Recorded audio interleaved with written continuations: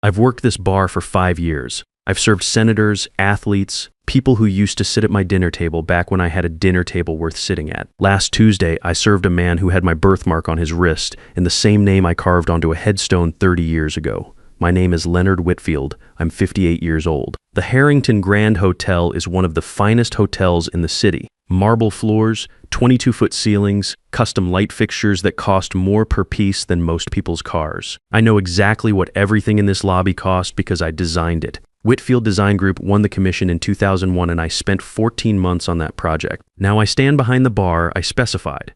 In the room I drew from scratch, and I pour drinks for people who used to return my calls. Some nights that sits fine, some nights it doesn't. I lost the firm in the divorce. Diana was the attorney handling our business filings, which turned out to be the kind of mistake that only looks obvious in hindsight. When she decided the marriage was over, she already had everything she needed. 2 years of proceedings later, she walked away with the company, the house, and a settlement that left me starting over at 53. I took the bartending job because Gerald Norris, my bar manager, had worked for me back when I had people working for me. He offered. I needed something. That's the whole story. Diana remarried 2 years after the divorce. She goes by Diana Hartwell now. Last I heard, she was being considered for a seat on the state bar ethics board, which is the kind of thing that can keep a man up at night if he lets it. I don't let it, or I try not to. The Tuesday that changed everything started like every other. I came in at 400, restocked the top shelf, went over the reservation list with Gerald.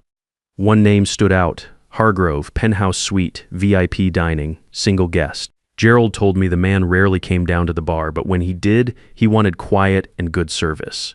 Clifford Hargrove, tech CEO, early 30s. I'd seen the name in business news but didn't know much about him. That was fine. I don't need to know a man's net worth to make him a decent drink. He came down at 8:15. Tall, dark hair, moved like someone who had been the most competent person in every room he'd ever walked into. He took the corner stool, the one with a view of both the entrance and the room, and picked up the menu without sitting all the way back in the chair. Alert, watchful.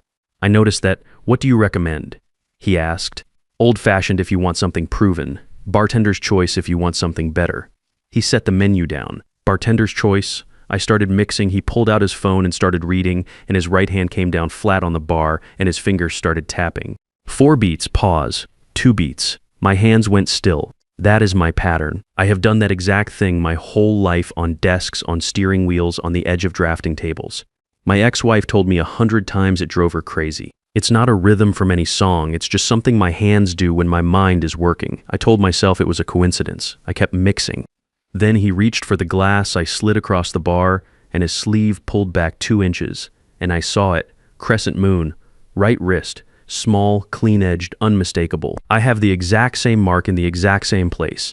I have had it my whole life, and the baby boy I held in a hospital room on April 14th, 1995, had one too. I saw it clearly in the 2 hours I held him before a doctor came in and told me his lungs had given out. The glass was in my hand, and I set it down on the bar without dropping it, which took more effort than I want to admit. Enjoy, I said. He nodded and went back to his phone. I walked to the far end of the bar and stood there for a moment with my back to the room. 30 years is a long time to carry something. You think you've made your peace with it. You go to the cemetery twice a year. You put the shoebox in the back of the closet and you don't open it more than once every few years. You build a life around the absence of the thing you lost, and eventually the absence just becomes part of the shape of your life. And then a stranger sits down at your bar and taps his fingers in your rhythm and shows you a mark on his wrist that no one else in this world is supposed to have. I went home that night and I did not sleep. The shoebox was exactly where I left it.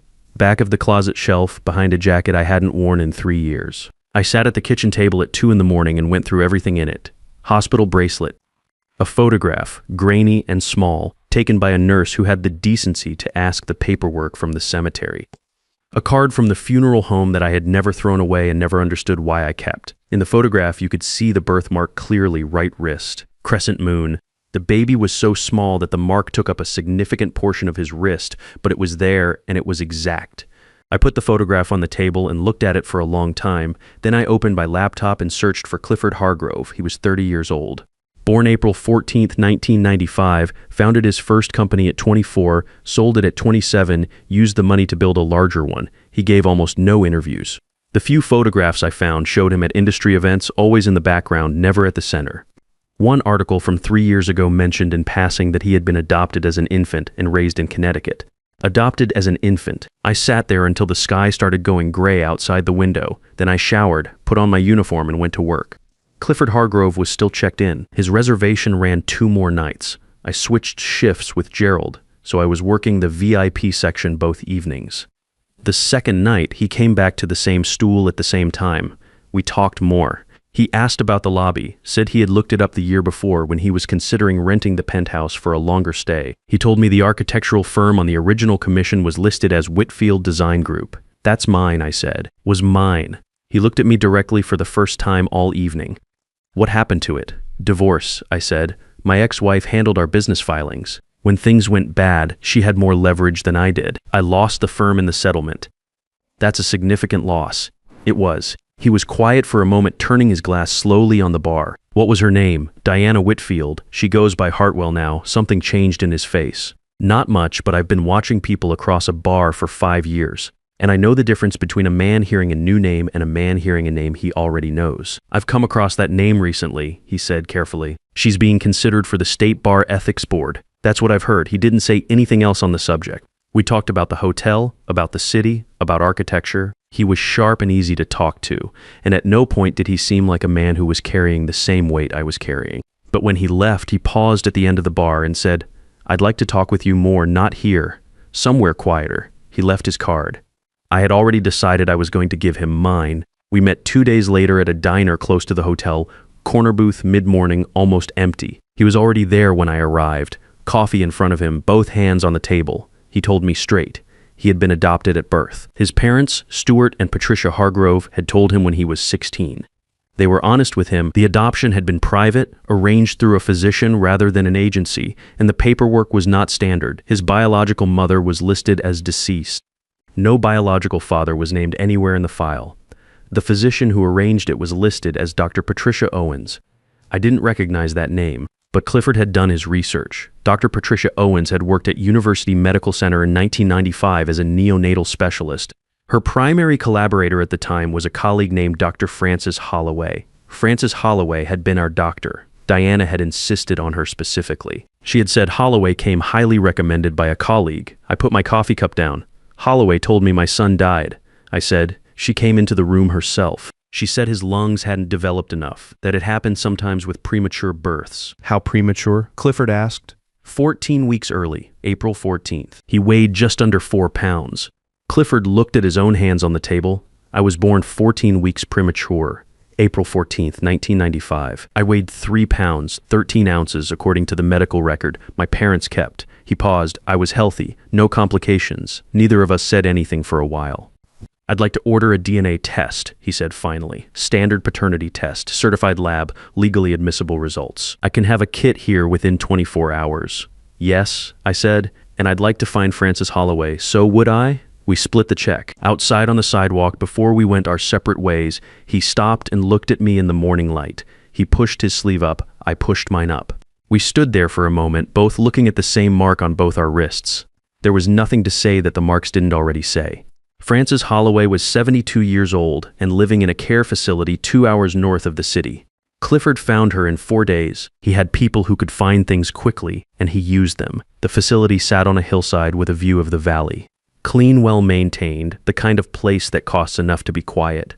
A staff member met us at the front desk and told us Dr. Holloway was having a good day. She said that like it was important information, which I understood to mean that good days were not guaranteed. We found her in a sunroom off the main corridor.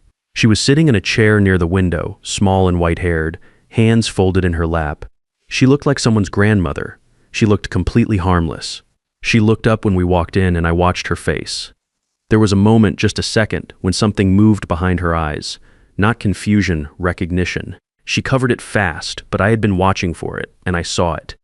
Clifford introduced himself. He said his name, his birth date, and then he pushed up his sleeve and held his wrist out so she could see the birthmark clearly. She looked at it for a long time without speaking. Then she looked at me. "You were the father," she said. "Yes," I said. She let out a breath that seemed to come from somewhere deep. She looked out the window at the valley for a moment, then back at us. Her hands were very still in her lap. "Your wife came to me 8 weeks before the delivery," she said. Her voice was steady. Whatever she had spent 30 years preparing to say, she had prepared it well. She told me the pregnancy was a problem. That a premature birth with any complications would damage her career at a critical time. She had already spoken to Patricia Owens. The arrangement was in place before the child was born. What arrangement exactly? I said. If the child was born early and showed any sign of health issues, he would be transferred to Patricia's care and placed with a family that was waiting. A private adoption handled outside normal channels. Patricia had done it before in other circumstances. She knew how to manage the paperwork. And if he was healthy? Clifford asked. Holloway looked at him. Then the plan would be reconsidered. But your mother did not want to reconsider. When you were born, and it was clear within a few hours that you were going to be fine despite the prematurity, Diana had already made her decision. She told me the original plan stood. I kept my voice level. You told me he died. Yes, I held a baby. A small bundle they brought in and told me was my son. Holloway closed her eyes briefly, a stillborn from earlier that day. The parents had chosen not to see the infant. I told myself it was the most humane option available, that you were heavily sedated and in shock, and that what you were holding gave you something to say goodbye to. She opened her eyes. I have never once believed my own explanation. I want you to know that.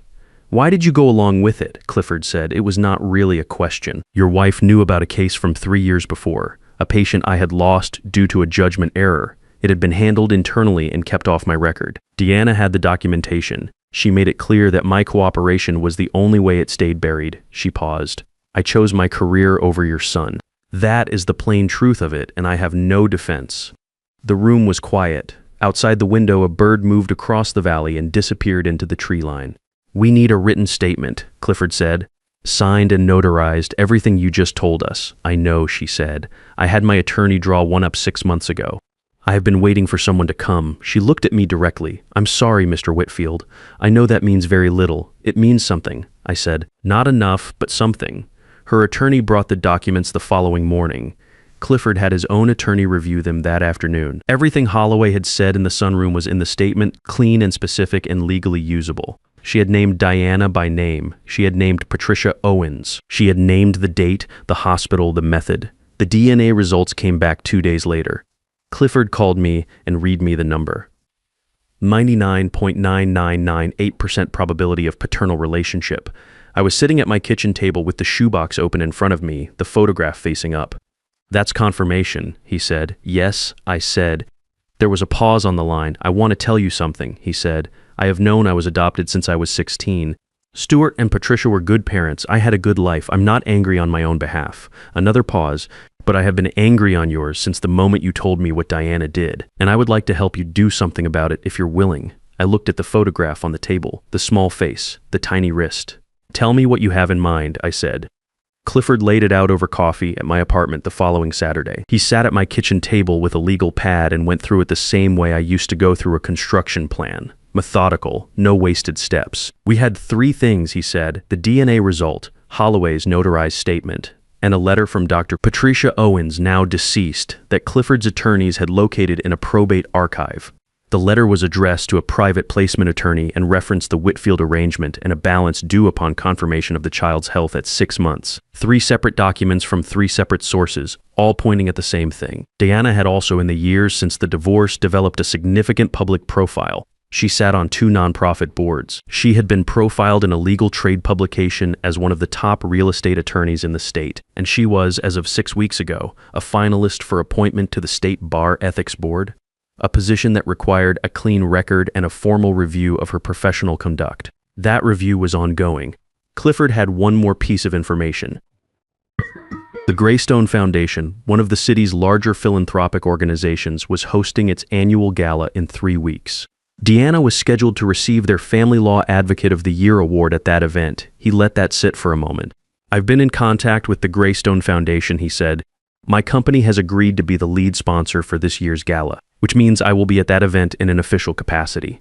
I understood what he was saying. You want to confront her there. I want to give her the option to handle this privately before it becomes a matter of public record. The gala is the right place because she cannot simply refuse to meet with me. I am the lead sponsor. She will have no reasonable way to avoid a brief conversation. And if she refuses to cooperate, then Monday morning, everything we have goes to the State Bar Disciplinary Committee and to 2 journalists who cover the legal community and who I have already spoken to off the record. He looked at me steadily. I'm not interested in destroying her publicly if she is willing to be accountable privately.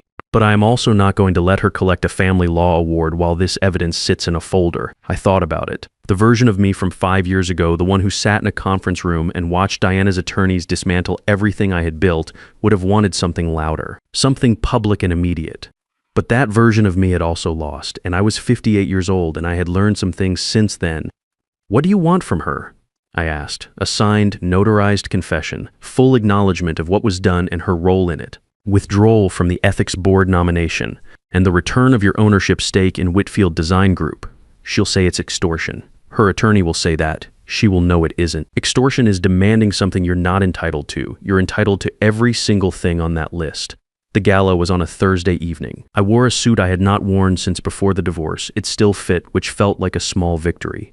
Clifford met me at the entrance. He looked exactly like what he was, the most important person in the room, which was useful. No one questioned why I was with him. Deanna was already inside when we arrived. I spotted her near the reception area, working the room the way she always had, moving from one conversation to the next with that particular ease she had, the kind that looks natural but is completely calculated. She was wearing a dark green dress and her hair was the same as I remembered, and she looked successful and comfortable and entirely at peace with herself.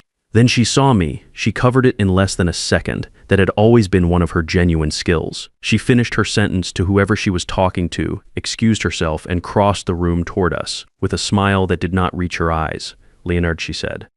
"This is unexpected." "Diana," I said. She looked at Clifford. She knew who he was. I could see her running the calculation, trying to figure out how long we had known each other and how much damage had already been done. "There's a private room off the east corridor," Clifford said. "I've reserved it for the next 30 minutes. I'd like to show you some documents before the program begins." "I don't think this is the appropriate venue for whatever this is," she said. Her voice was calm and professional. "You're receiving an award tonight for your advocacy on behalf of families," Clifford said. "The documents are relevant to that topic. I think you'll want to see them before anyone else does." A long pause. 30 minutes, she said. The room was small, just a table and 4 chairs. Clifford laid the documents out in a row. DNA results. Holloway's statement. The Owens letter. He gave her time to read each one. I sat across the table and watched her face as she went through them. She was good. She kept her expression mostly neutral, but by the 3rd document, her hands had gone very still on the table. "These are serious allegations," she said finally. "They are serious facts," Clifford said. Deanna set the documents down and looked at the table for a long moment. Then she looked up at me. "I did what I thought was necessary," she said. "You were building a company, I was building a career. A premature baby with potential complications was going to change everything. That was not your decision to make," I said. "He was my son. You would have resented it. The late nights, the medical bills, the uncertainty. You would have blamed me eventually. You don't get to tell me what I would have felt." She looked away. Clifford slid a single page across the table. "These are our terms, a signed, notarized confession, acknowledging the full sequence of events and your role in them. Withdrawal from the Ethics Board nomination, submitted in writing by end of business Friday, and the return of Leonard's ownership stake in Whitfield Design Group, the percentage transferred during the divorce settlement." Diana's jaw tightened. "This is coercion. Your attorney is welcome to review the documents and advise you otherwise," Clifford said. "You have 48 hours. She took the terms page and left the room without another word. The gala continued outside in the main hall. We could hear the program starting, someone at a podium welcoming the guests. Her attorney contacted Clifford's office the next morning. By afternoon, we had a formal response. Diana intended to challenge the validity of the Holloway statement and file a harassment complaint against both of us. I had expected something like this.